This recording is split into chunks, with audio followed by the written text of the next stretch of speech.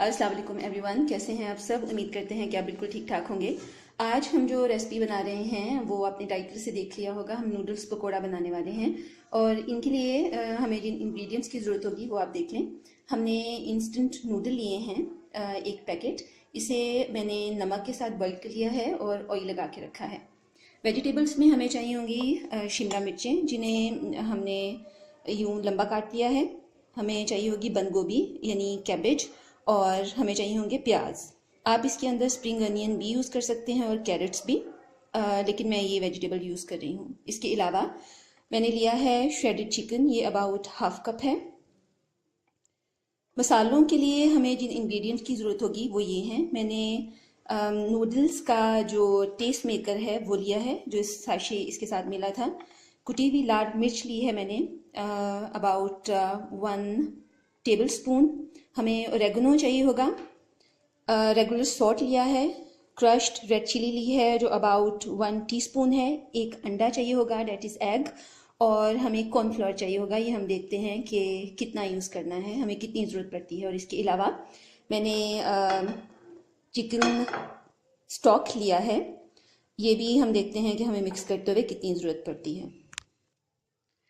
और इन नूडल्स के साथ सर्व करने के लिए, नूडल पकोड़ा के साथ सर्व करने के लिए हम एक सॉस बनाने वाले हैं, जिसके लिए ये इंग्रेडिएंट चाहिए होंगे। मैंने एप्पल साइडर विनेगर लिया है हाफ कप।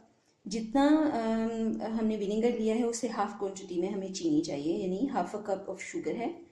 इसके अलावा हमें सोया सॉस चाहिए about 2 tablespoon. Chilli sauce लिया है मैंने अबाउट 2 टेबल स्पून। हमें वाइट सेसमी सीड्स चाहिए होंगे, जिन्हें मैंने ड्राई रोस्ट कर लिया है, ये 1 टेबल स्पून है। क्रश्ड रेड चिली चाहिए होगी 1 टीस्पून। हमने गार्लिक लिया है जिसे हमने चॉप कर लिया है, और जिंजर चॉप, ये दोनों 1 टीस्पून है।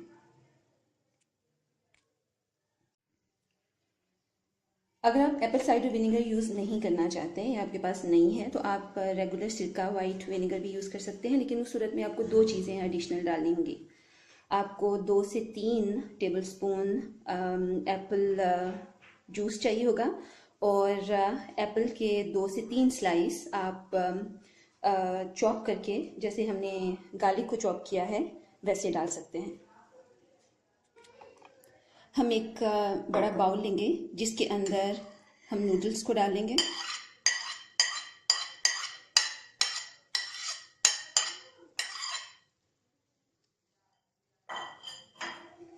इसके बाद हम इसके अंदर वेजिटेबल्स डालेंगे।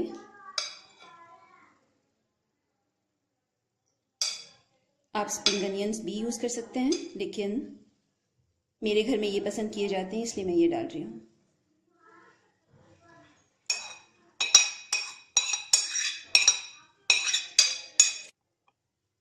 अब इसके अंदर हम श्रेडेड चिकन डाल रहे हैं जो अबाउट हाफ कप है।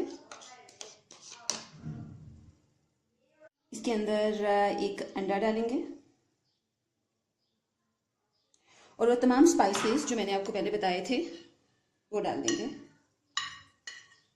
इन्हें हम बाद में एडजस्ट कर सकते हैं, बाद में चेक कर लेंगे। अब हम इसके अंदर कॉर्नफ्लोर डालेंगे। हम रेंडमली डाल रहे हैं, देखते हैं हमें कितना चाहिए होगा। 3 और 4, मैंने 4 टेबल स्पून डाला है। मैंने इन चीज़ों को मिक्स कर लिया है। अभी मैंने इसमें चिकन स्टॉक नहीं डाला। आप इन्हें अपने हाथों से मिक्स कर लें अच्छे से, ताकि आपको पता चले कि हमें कितने लिक्विड की ज़रूरत है। जी देखें, हमें बहुत कम चिकन स्टॉक चाहिए।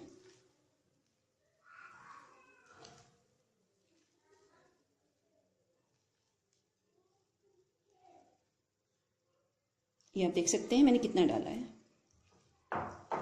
हमने इसके अंदर नमक डाला है, तो ऑफ कोर्स वेजिटेबल्स भी अपना पानी रिलीज़ करेंगे, जिससे ये थोड़ा मज़ीद लिक्विडी हो जाएगा। टिप्स देना चाहूँगी, अगर आप चाहते हैं कि आपके पकौड़े क्रिस्पी बने तो फिर आपको 2-3 चीज़ों का ख्याल रखना पड़ता है। पहला ये कि जब आप इन चीज़ों को मिक्स कर रहे हैं तो आपके बैटर में वेजिटेबल्स का रेशो ज़्यादा होना चाहिए बेसन या कॉर्नफ्लोर जो भी यूज़ कर रहे हैं उससे ज़्यादा। अगर आप बेसन या कॉर्नफ्लोर ज़्यादा डाल देते हैं तो फिर ये होता है कि सब्जियां दब जाती हैं और जब आप उन्हें फ्राई करते हैं तो आटे का फ्लेवर ज़्यादा आता है। दूसरी इस बात का आपको ख्याल रखना है कि जब भी आपको कोई चीज़ फ्राई करनी है और आप चाहते हैं कि फ्राइंग के बाद वो सॉफ्ट बने तो आप इसे ल्यूकवार्म वाटर से फ्राई करें, और अगर आप चाहते हैं कि वो चीज़ क्रिस्पी बने तो फिर आप उसे ठंडे पानी से उस बैटर को मिक्स करें और फ्राई करें। और तीसरा ये कि जब आप इस बैटर को मिक्स कर लेते हैं तो आपकी फ्राइंग में और मिक्सिंग में जो गैप आएगा वो 2-3 मिनट से ज़्यादा नहीं होने चाहिए। वजह इसकी ये है कि जब आप नमक डाल देते हैं तो सब्जियां या जो भी चीज़ें हैं वो अपना पानी रिलीज़ करना शुरू कर देती हैं। इससे ये है कि वो सॉगी हो जाती हैं, क्रिस्पी नहीं रहती हैं, और फिर ज़ाहिर है फ्राइंग में भी वो क्रिस्पी नहीं आती। ठीक है, तो ये बैटर हमने तैयार कर लिया है और अब हम इसे फ्राई कर लेते हैं। अब हम इस बैटर के कुछ छोटे छोटे बॉल्स में या जैसे भी लेंगे और इसे ऑयल में डाल देंगे। ऑयल मैंने गर्म कर लिया है। ये देख सकते हैं आप कि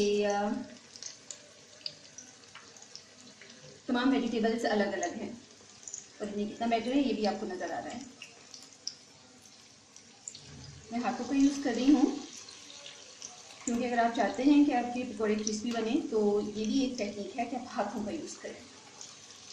बाज़ार में आपने देखा होगा जब भी बन रहे होते हैं तो हाथों से बनते हैं और वो बहुत ही क्रिस्पी होते हैं।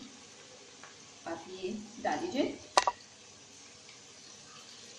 और इन्हें मीडियम फ्लेम पर, मीडियम टू लो फ्लेम पे आप इसे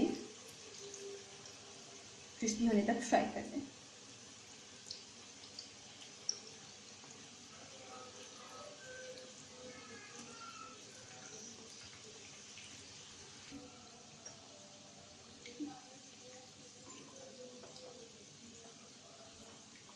ये ज़्यादा टाइम नहीं लेंगे फ्राई होने में। आप इन्हें दोनों तरफ से क्रिस्पी होने तक फ्राई कर दें। देखें ये फ्राई हो गए हैं और अब हम इन्हें निकाल लेंगे। किचन टॉवल पे या पेपर नैपकिन पे निकालिएगा।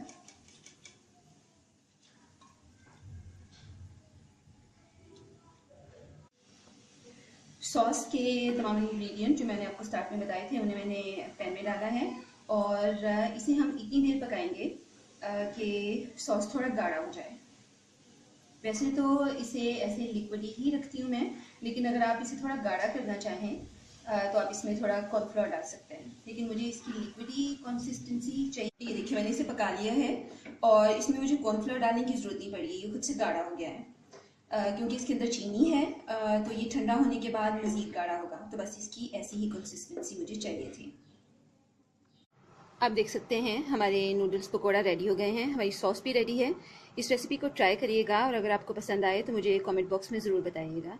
और अगर आपने मेरे चैनल को अभी तक सब्सक्राइब नहीं किया तो प्लीज़ कर लें, क्योंकि आने वाले दिनों में ऐसी बहुत सी रेसिपीज़, बहुत सी सॉसेज, ड्रिंक्स मैं अपने चैनल पर डालने वाली हूँ। वीडियो देखने के लिए बहुत शुक्रिया। अपना बहुत सा ख्याल रखिएगा। अल्लाह हाफ़िज़।